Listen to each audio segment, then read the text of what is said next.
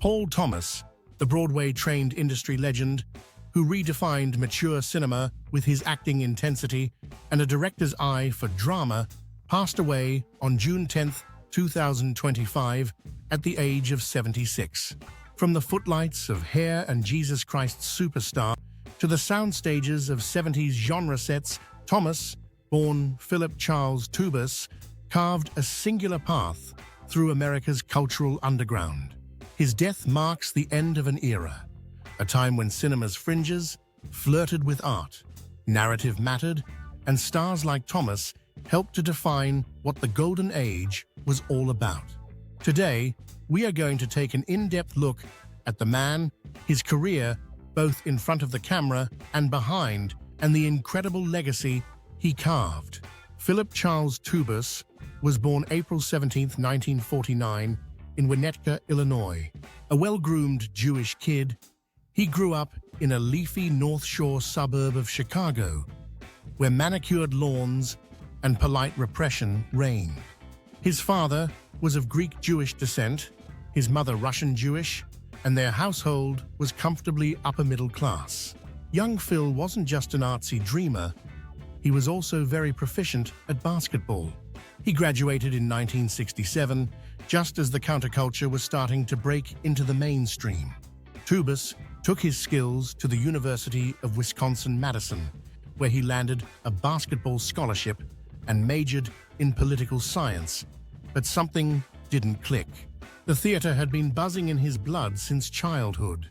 Local musicals, school plays, and neighborhood performances had already stoked a hunger that poli-sci lectures couldn't satisfy.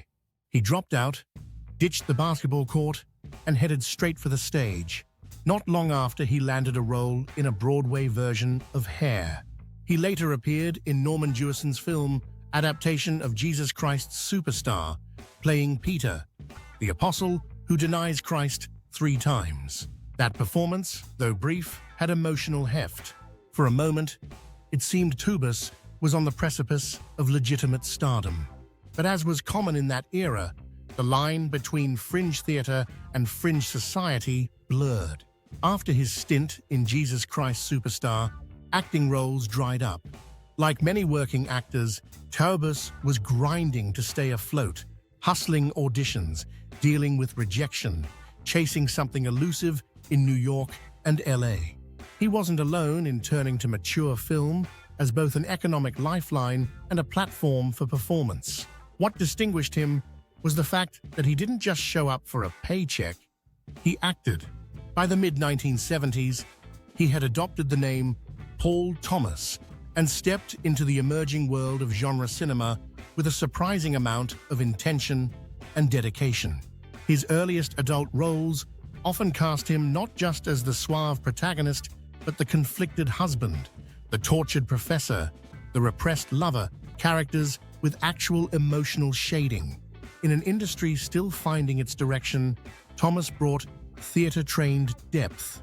Films like Autobiography of a Flea in 1976 and V, the Hot One in '78 showcased his measured acting style.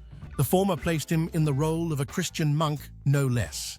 From there on in, his list of film credits includes almost every classic, from The Golden Age, Pretty Peaches, Dracula, and Pizza Girls, all released in 1978. Ecstasy Girls in '79. And let's not forget the fantastic Taboo American Style series too. What defined Thomas in this era wasn't just the number of films, though there were many, but the fact that he was acting in them, full stop. He wasn't just there to go through the motions before pulling off a genre scene. He brought emotional complexity to a genre that very often lacked it. He brought gravitas and screen presence no matter the role. Off-screen, he gained a reputation as smart, literate, and ambitious, the kind of guy who could quote Chekhov and then walk on and shoot a genre scene. However, by the mid-'80s, as the film era gave way to video and the industry began to mutate, Thomas saw the writing on the wall. Rather than fight the decline of narrative-driven output, he decided to reshape it. In 1986, he stepped behind the camera for the first time, getting a joint director's credit alongside Henri Pachard for Despicable Dames. Thomas's directorial career grew steadily from there. Much like his acting, his directorial style was rooted in his theatrical training. He brought stage sensibility to an industry that by this point was already embracing the gonzo aesthetic. He demanded rehearsals. He believed in character motivations. He cared where a genre scene landed emotionally, not just physically.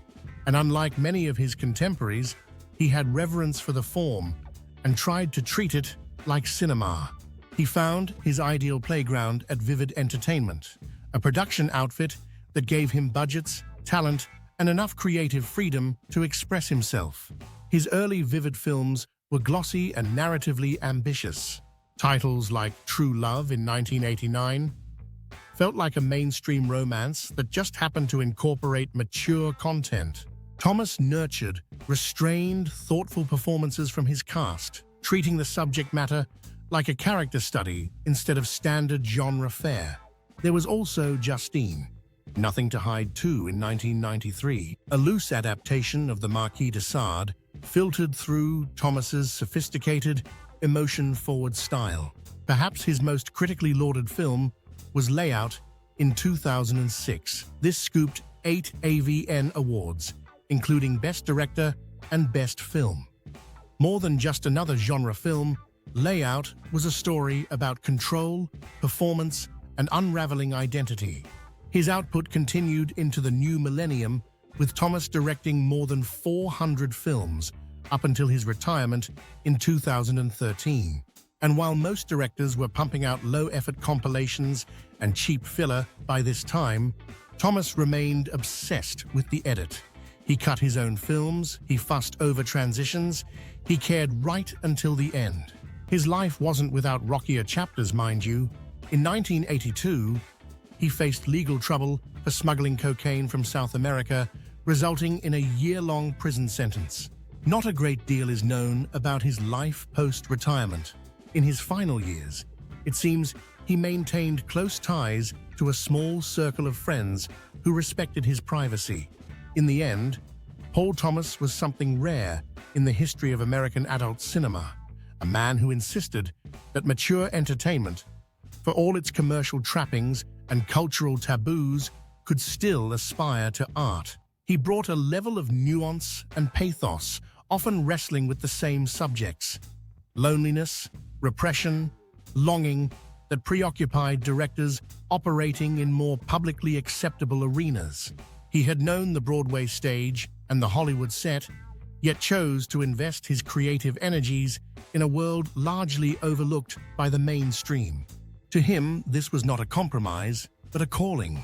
He remained a quiet architect of his own singular path, at once a consummate performer, a precise and demanding director, and a rare contemplative within an industry built on sensation.